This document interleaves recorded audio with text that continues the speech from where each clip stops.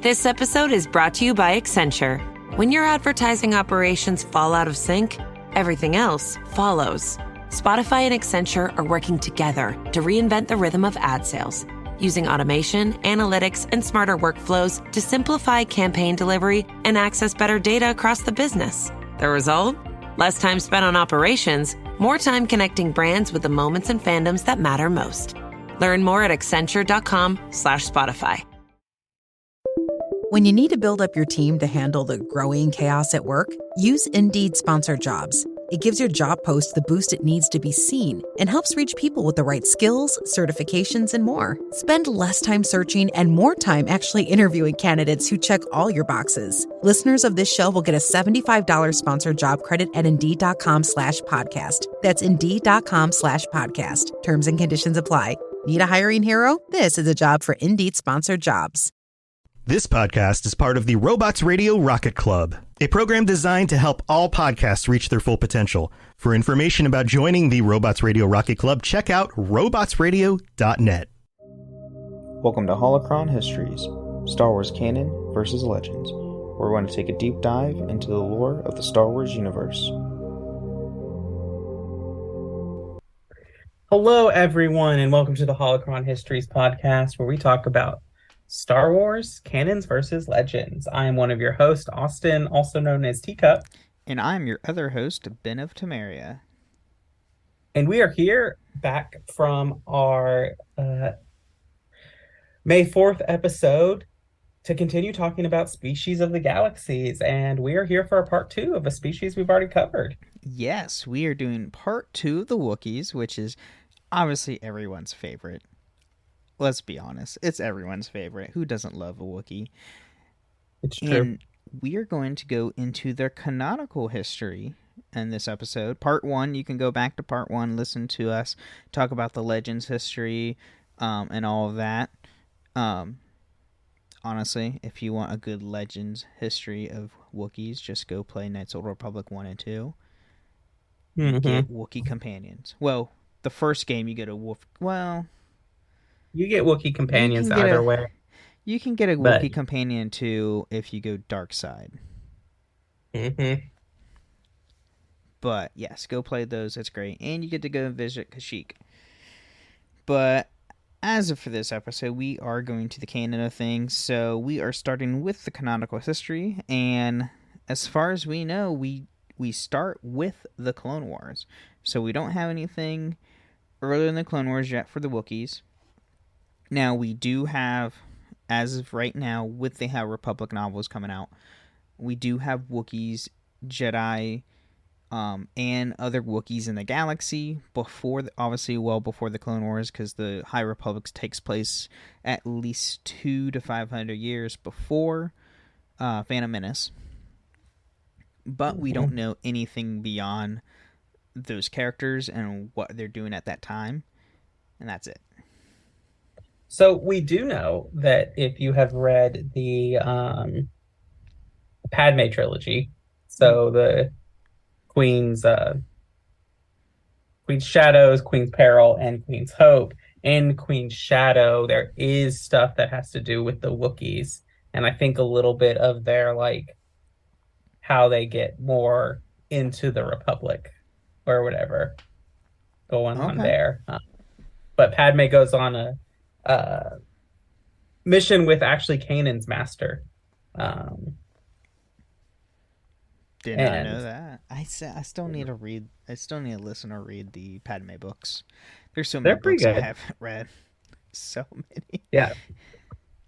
Brotherhood is sitting on my shelf, and I have yet to read that one. I'm like, I think like almost halfway through the audiobook of that one. Currently, I am listening to. I'm in the middle of Phase 2 of the High Republic. So I'm almost done with the Phase 2 of High Republic for this year. Phase 3, I think, starts in November, I think. But there is one of the books is an audio drama, has a full cast and everything, only an audiobook. You can buy a physical book of it, but it's just the script. So if you want to listen to it, go listen to it on Audible or wherever you get audiobooks. It's so much better. But so far, it's like spot on. And it's so phase 2 is set before phase 1. I will let everybody know that right now. It's very weird. Interesting. But yeah, go on. I was just gonna say I am kind of in a thing about a little detox from books after Battle Scars. That's fair. That is Battle Scars. And if you don't know anything about Battle Scars, go back to our episode where we talk about it and our like review of it, and it's just go listen to the episode. You'll know what happens in the book. You don't have to read it. Nothing truly really happens. It leads into Jedi Survivor, and we both beat Jedi Survivor at this point. And quite honestly, everything that happens in the books has no correlation to the game. And like a lot of the game, like where the game throws you in, there's still not like the book doesn't explain how the characters got to where they are. The only thing the book explains is why Grease has a metal arm. Yep. That is literally it. It's yeah, we'll move on from that. But yeah, so we start with the Clone Wars. So Wookiees originated on the mid-rim forest planet of Kashyyyk. In the ancient past, they invented and crafted weapons that fired poison darts and arrows. And then during the Clone Wars and the reign of King, and this is She-Wook, so be prepared, Chewbacca, the Wookiees remained fiercely loyal to the Galactic Republic and fought alongside them in several star systems. Towards the end of the conflict, Wookiees forces also defended their homeworld from a separatist invasion with the help of the Galactic Republic forces led by Jedi Master Yoda, who had good relations with them, which we do see that battle in Revenge of the Sith. So, and we also know that Wookiees were hunted by Trandoshan hunters when we see them rescued by Ahsoka in the Clone Wars. Yes. For Chewbacca's Clone War debut. Yes, that is true. Yeah, Trandoshans and Wookiees don't have the best of relations. Like, at all. Nope.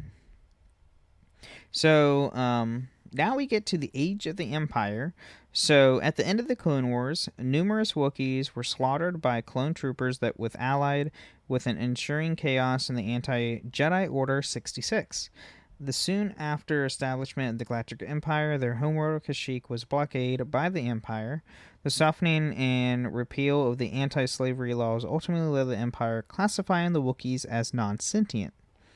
The Empire enslaved the Wookiees not because they were a meaningful threat to the Empire, but because of their massive, robust physiology allowed them to work long and hard in extreme conditions. Okay, this is also a good reason why everybody should hate the Empire. Because of that. Obviously, Wookiees are sentient. It's kind of obvious.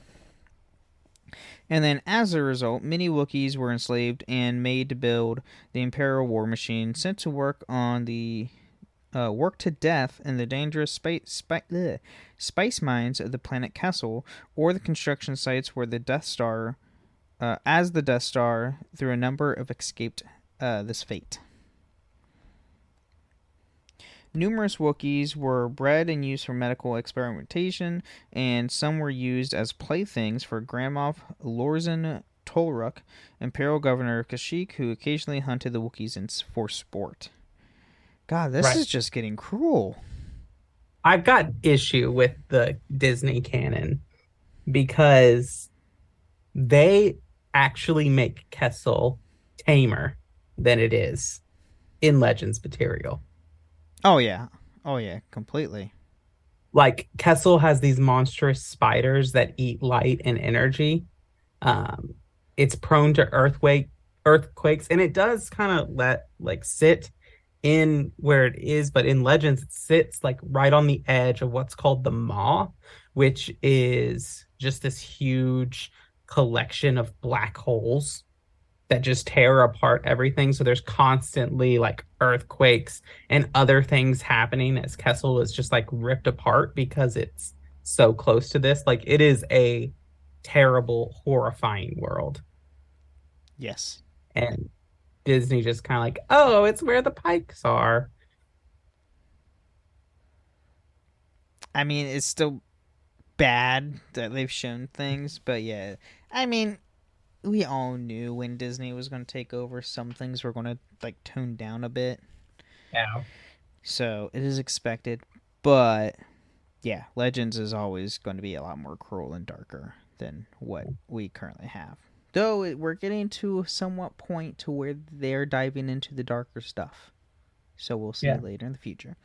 But back on track, to keep them in line, all the Wookiees on Kashyyyk were fitted with inhibitor chips that would cause them great pain if activated. The Empire also quickly learned that most efficient way to preventing any wide-scale uprising was by threatening clan and family members, particularly the younglings. Yeah, that's Empire crap for you. You know, I'm surprised there haven't been more Wookiee Jedi because I feel like they have the temperament for the job. Oh, 100%. It's crazy to know that we didn't have a Wookiee. Well, besides Gungi, he's the only one during the Clone Wars / Imperial age. Yeah, because you get Lobaka in the Legends New Republic, and we have Burryaga in the High Republic, but that's it. So normally a Wookiee would be quite willing to rip Stormtrooper limb from limb regardless of their own safety, but could not bear to see other Wookiees subjected to agony instead. They're very kind. They're a very kind species to other species. But if you threaten their life or threaten their younglings, they will rip you to shreds. Don't make one mad. Despite their grave circumstances for the race, the Wookiees nonetheless found ways to help others. In the early days of the Empire, the Outer Rim planet of Lasan, home of the Lasat, was brutally sacked and devastated by the Empire for daring to question the new regime. Unable to stand by and watch, many Wookiees went to Lasan and fought the Empire with weapons forged from the Worcester trees from their homeworld, in many cases giving their own lives to save the Lasats. Because of this actions, a few Lasats, including Garazeb Aurelios, or Zeb from Rebels, was able to escape the genocide and survive in the wider galaxy. Yeah, the Lasats and the Wookiees have a very friendly relationship with each other because they're very similar in physiology and species. They're very similar to one another. Except for, Lasats can speak basic. That's essentially like the main thing. Right, which is hilarious because there is that episode of Rebels, the first one or wherever, where they're trying to find the Wookiees and they try to pass off Zeb as a hairless Wookiee. As a hairless Wookiee, and he tries to make the sounds. Yeah, it's like, screw this. And just punches them. Yeah. Go watch Rebels if you haven't watched it. It's great. In 14 BBY, Wookiees were being held prisoner by the Empire and forced to work in the Imperial refinery in Kashyyyk. Were freed by the partisans led by Saw Gerrera and the Padawan Jedi Cal Kestis, who joined them during the attack on the refinery. Kestis went to Kashyyyk in search of Tarful, a Wookiee chieftain, and believed that might have information that could be useful in the mission to rebuild the Jedi Order. Kestis left the world while the partisans searched for Tarful, and returned when he informed that they had found him. Tarful told Kestis and searched the top of the origin tree where he figured out where to go. And then during the Age of the Empire, the then Commodore Thrawn and Lieutenant Commander Eli Vanto discovered evidence that the Empire was transporting enslaved Wookiees after responding to a distress transmission from the troop transport Sempier. The Wookiee slaves were liberated by a task force consisting of the frigate Castellus, and 2 squadrons of V-19 Torrent starfighters, which then attacked the space station Lanson 26, where more Wookiee slaves were held.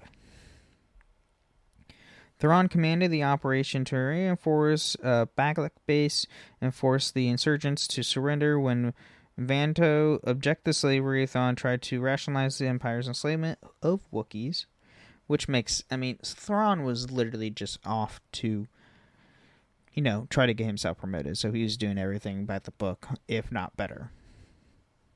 So...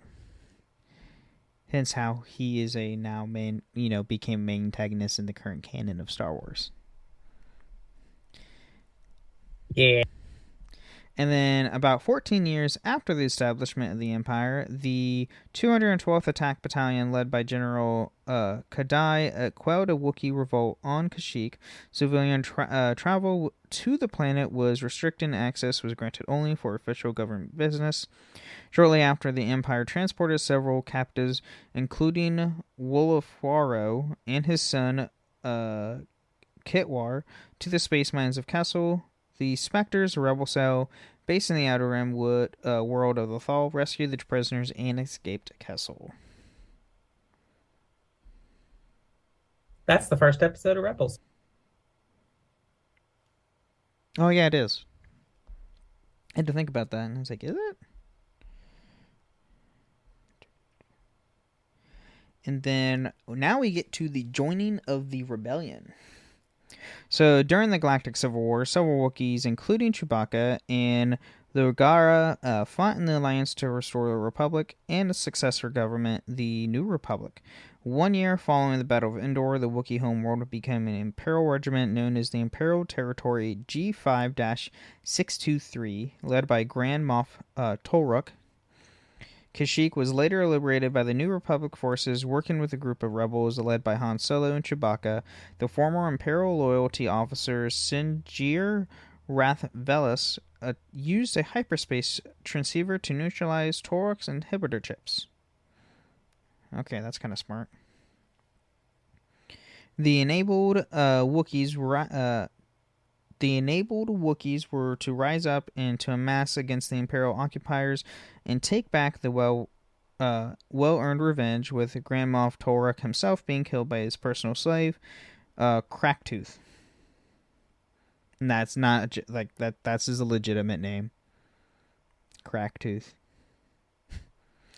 Yep. The Imperial forces attempted to orbital bombardment on Kashyyyk, but were defeated by a New Republic fleet led by Leia Organa and Admiral Akbar.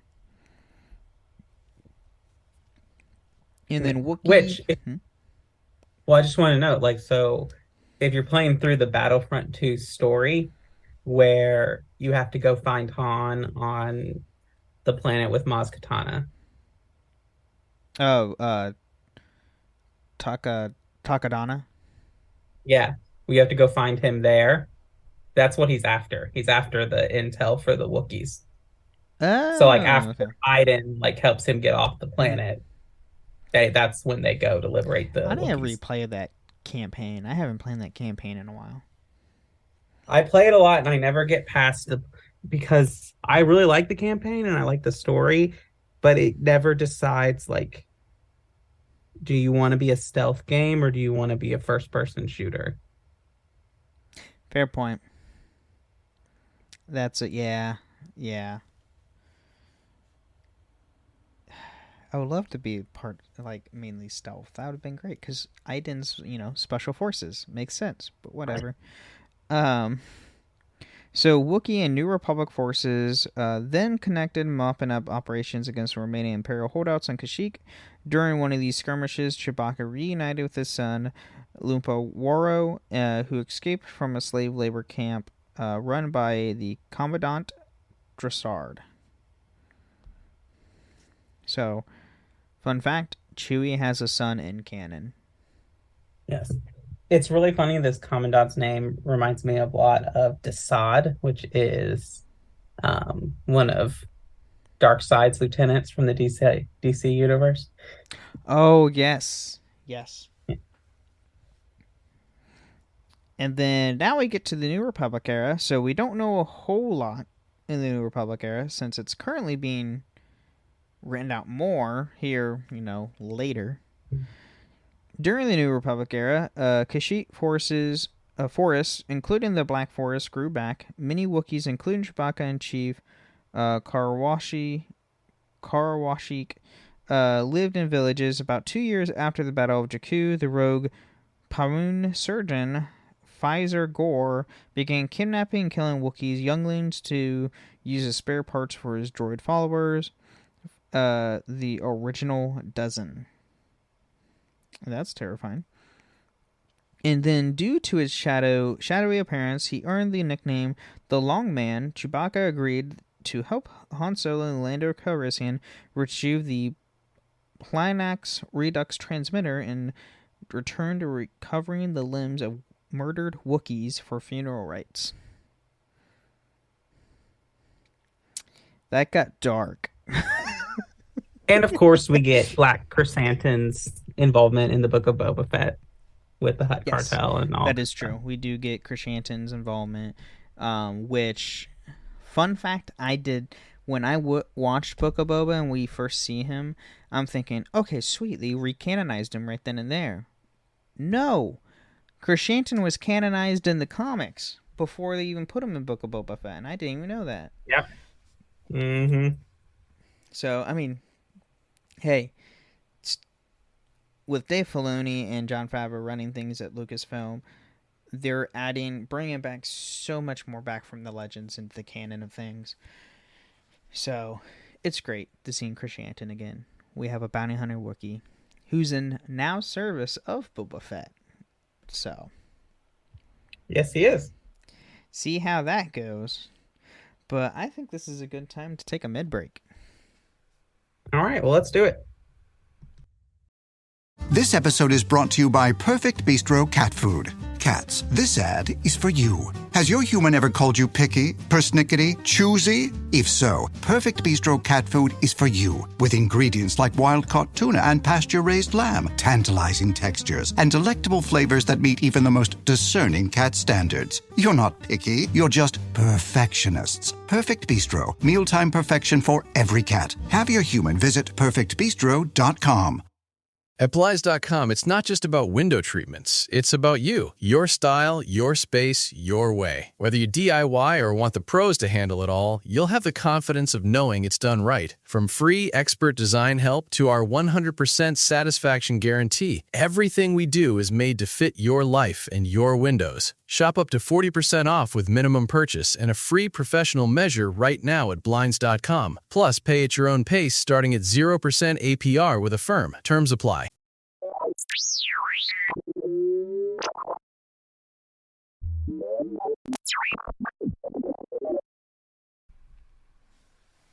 Well, welcome to the middle of the show where we talk about all the things that have to do with the podcast, but not Star Wars lore. And it's here where I remind you that we do have a Patreon. If you would like to sign up and support us, you can do that at patreon.com/holocronhistories. You can come and support us there. If you support us at our $20 tier or higher, you can come on the show once a month and talk about anything Star Wars you want with us. We let the patrons pick the topic. We just guide the conversation when you do that. It's a great way to hang out with us. Another great way to support us is to leave us ratings and reviews on Apple or Spotify. If you leave us 5 stars and some kind words, we will read it out on a future episode of the show. Ben, do we have any reviews to read today? I don't believe so. All right. Well, if that's the case, then you can come hang out with us on Discord. You can check us out on the Cups Podcasting and More Discord server or the Robots Radio Discord server, where we are both. I am always Teacup, and he has always been. You can always find us that way. Yep. But you can hang out, talk about Star Wars, ask us all kinds of questions. If you want to come in and talk about, hey, look at this, you want to share, hey, look at this cool lightsaber I built in Jedi Survivor, you can come do that on the Discord servers. Heck yeah. Please do that. We are enjoying Jedi Survivor, and you can feel free to jump into the Discord and post what you have customized for Cal, because you can do so much in this game compared to the previous game. So much more. Yeah. More Yes, for you the can. fact it's And not just ponchos. Yes. And you can also do that. Come hang out with us in the Discord. You can also come and hang out with us live on Twitch. We go live every Tuesday at 9 p.m. No, 8 p.m. Eastern and 5 p.m. Pacific. And then you can fill in all the times in between that. But we do go live. You can come hang out with us and chat with us live, and it will be great. So other than that, that's all I got for the middle of the show. Yeah. Just with that, we do go live on Twitch at my Twitch channel, Ben of Temeria, which hopefully, I keep saying this, I probably will start streaming here hopefully within the next week. I am trying, with my new job, is completely hectic, but I am going to try. I might try either streaming Jedi Survivor, or I might stream Lego Star Wars, because I still need to play that. The new one. I do too. It's on Game Pass, right? It might be. I have it on Xbox. I have it on PlayStation. But maybe Ben and I will play it together. Hey, there you go. And then also, if you can also now leave comments on Spotify on specific episodes, not just on the podcast as a whole. It's episode based, but leave comments. I know last week we had someone comment talking about asking can we do a Ahsoka or a Rex episode at some point. Obviously we are going to do that. Obviously we're doing an Ahsoka episode because we have to, because she has a show coming out here in 5 months. Wait, it's May, right? 3 months? August? So yeah, 3 months. So yeah. But yeah, that's all I got. So yeah, let's get back into it. Let's go. Hey, it's Ryan Reynolds here from Mint Mobile. Now, I was looking for fun ways to tell you that Mint's offer of unlimited premium wireless for $15 a month is back. So I thought it would be fun if we made $15 bills. But it turns out that's very illegal. So there goes my big idea for the commercial. Give it a try at mintmobile.com/switch. Upfront payment of $45 for 3 months, $90 for 6 months, or $180 for 12-month plan required. $15 per month equivalent. Taxes and fees extra. Initial plan term only. Greater than 50 gigabytes may slow when network is busy. See terms. All right. Now that we're back, we are now going into the society and culture of the Wookiees. So, first off, we have language. And, yeah, their language is not meant really for humans. Our tonsils can't do what they do. Though in Solo, we do see Han, attempt. Yes, we have seen him try to attempt. And it's hysterical. So the Wookiees spoke an array of dialects collectively known as the Wookiee language, all which consists of the combination of barks, roars, moans, and growls. The most common was Shewook, often nicknamed Wookiee speak, and Basic, the literal meaning of which the tongue of the free people. As a trade language, Shewook was the most well-known Wookiee dialect outside of Kashyyyk, and most strangers assume that there was only one Wookiee tongue. So most people, you see a Wookiee talk to a Wookiee, you think that the only language they speak is Shewook. Well, it turns out there's Shewook, but there's also a bunch of other dialects they have that's just not common outside of their planet. I see. Makes sense. It does. And then other known dialects were Zakzik, spoken in the Wartaki Islands, and Thai-Karan, which was a richer and technical vocabulary. The construction of the vowels apparatus, however, prevented the Wookiees from speaking Galactic Basic Standard or other languages involved in a high degree of vocal nuance. Nonetheless, they were real quick learners and could easily grasp the various foreign tongues that they encountered. So, they can understand most languages. They just can't verbally speak it because how their physiology is. Hence why you never hear Chewbacca saying hi. Or may the Force be with you. You just hear him roar. Or growl. But yes. It makes them cool that way, okay?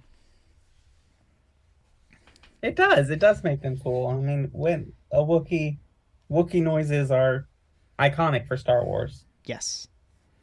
And then now we get to status. So Wookiee marriage was based on sexual monogamy. Thank you. Once married, the couple mated for life and would usually raise 2 to 3 pups. Although there were no firm rule in the matter, the famous Chewbacca himself begat an only child, Lupo Waro, and it was uncontroversial for a Wookiee father to leave the planet for long periods of time and entrusted the education of their offspring to their mate and older kinsmen. Which is true, because, yes, Chewbacca's a father, but Chewbacca's never on Kashyyyk. Like, ever. It's true.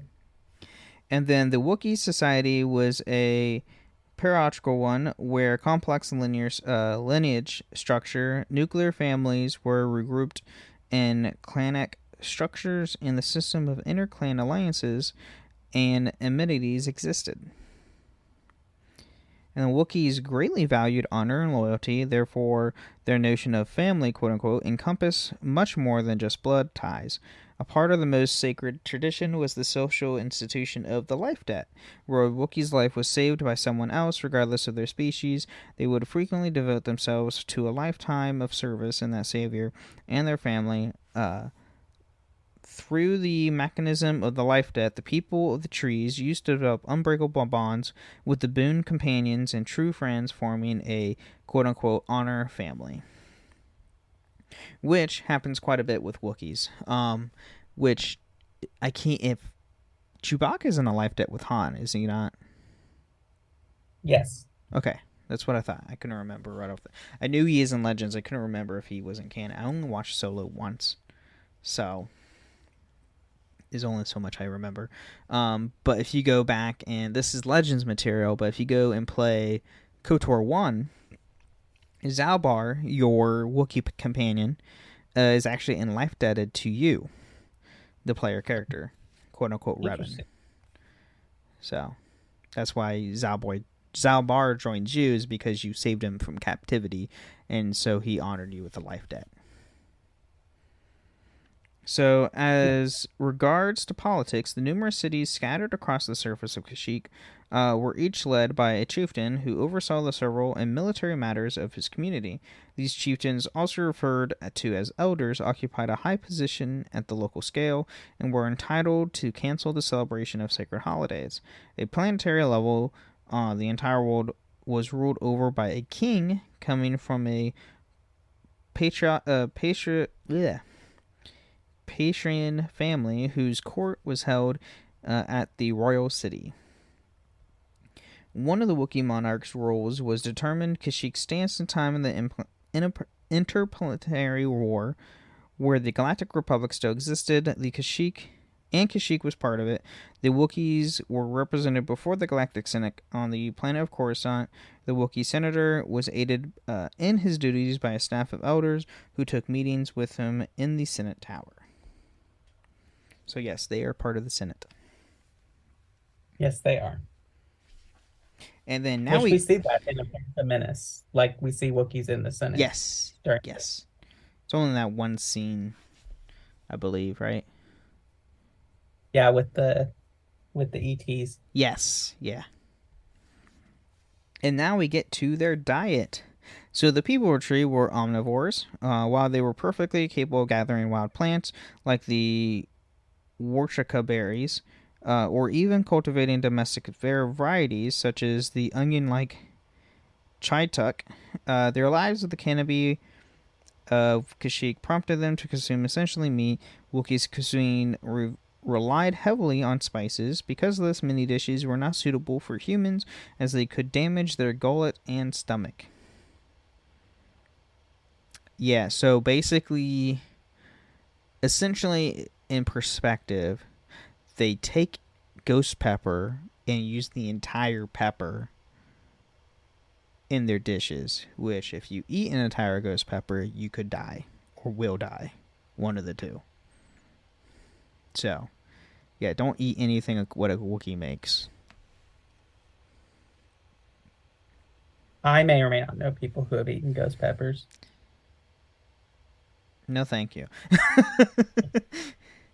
And like many other spices or species, Wookiees consumed potent alcohol-based beverages, including the Archagram and Corvint brandy, the Garmori, the Garclin, and the Thekanin brandy. The spirits were too strong for humans, who would become very intoxicated after consuming them. So basically, one sip would make you drunk. Essentially. Because Wookiees are, typically 7 feet as adults. And mainly muscle. Sounds like my kind of drink. It does sound good. So now we get to their technology and trade. So from early age, Wookiees were trained to use their dexterous hands for carving. They would learn to fashion everyday objects such as tools, musical instruments, and household items.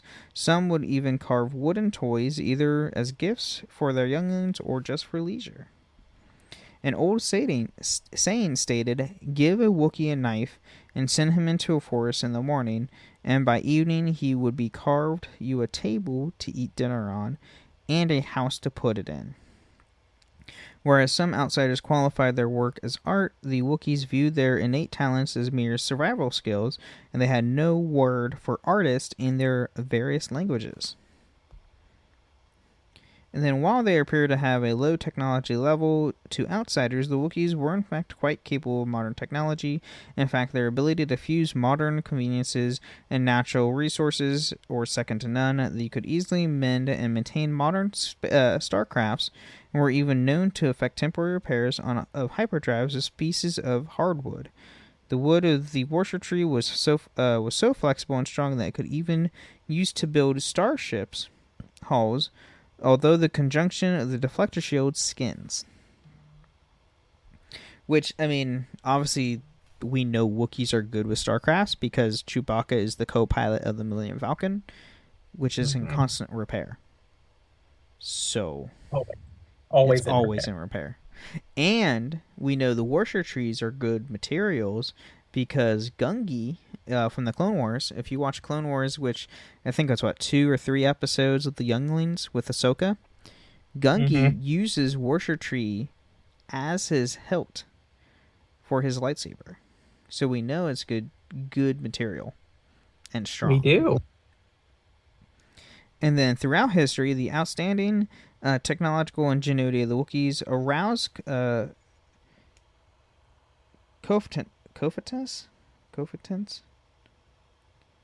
Yeah, something like that. Additionally, while distant from Coruscant, Kashyyyk was close to hyperspace routes known only to the Shavlik Guild, a group of Wookiee cartographers and navigators whose knowledge was the source of envy. So, apparently you have really good Wookiees who are good with hyperspace lanes. And then now we move to combat and war. So, unlike other species like the neighboring Trandoshians or the Yinkorns,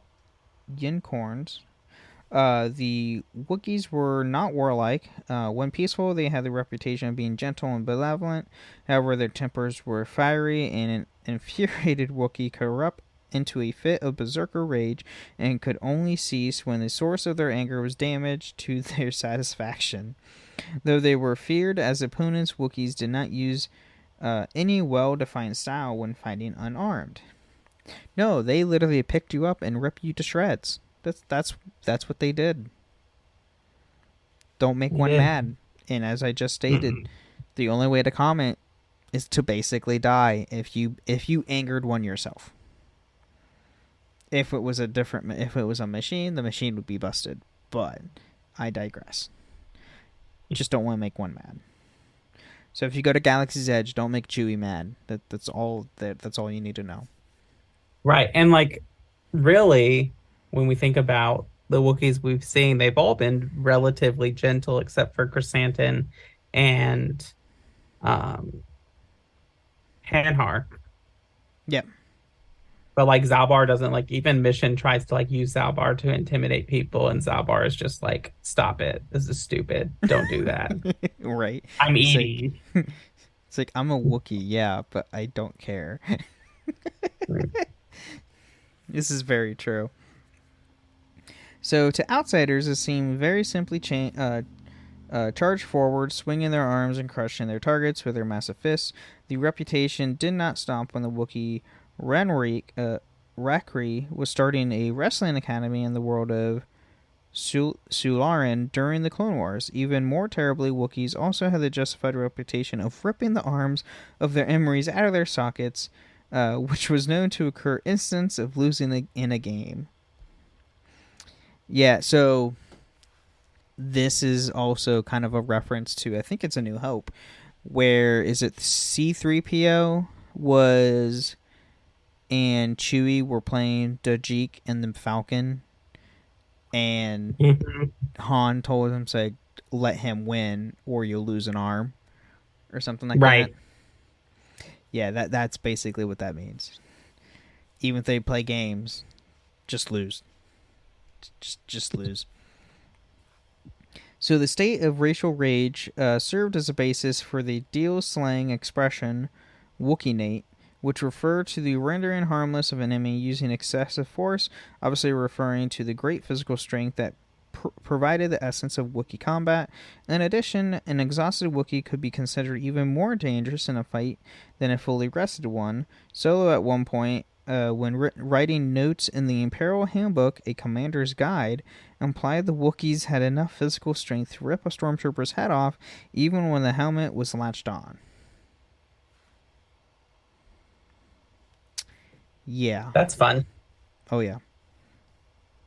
And then, however, despite their great physical strength and ferocious tempers, the Wookiees were not willing to fight for trivial pretexts, and when arguing in public, two Wookiees would engage in a duel of stomping and posturing. Whenever the two fighters made the strongest impression was considered to win the argument. Still, the influence of the crowd taking sides would sometimes infuriate the contenders, turning the otherwise harmless stomping competition into a real fight. Yeah. Because people like to see violence. That's why. And then, even when engaging in real combat, the Wookiees held true to their code of honor, under which clause that never be used for fighting. The Wookiee who used his or her claws in combat would be labeled a Mad Claw and exiled. Some were even charged by tradition of killing those members of the kind that engaged in the practice of using their claws in combat as the act of dishonor their race. And contrary to their rudimentary methods of hand-to-hand combat, the Wookiees used their craft to produce unique quality weapons. They typically eschewed standard blasters and grenades in favor of bladed weapons such as Reich blades. The trademark, however, was the powerful bowcasters, a crossbow-like single-fire weapon which physically weaker species could not use effectively. Unless you're Han Solo. Unless you're Han Solo. Yeah, because Han uses one in A Force Awakens. Like, oh, I like this. I need to get one. After he took down, what, three or four stormtroopers with his DL-44, and one was behind his back, and he wasn't even looking. Yeah. And I was like, you need a bowcaster? Always need a new gadget. That's true.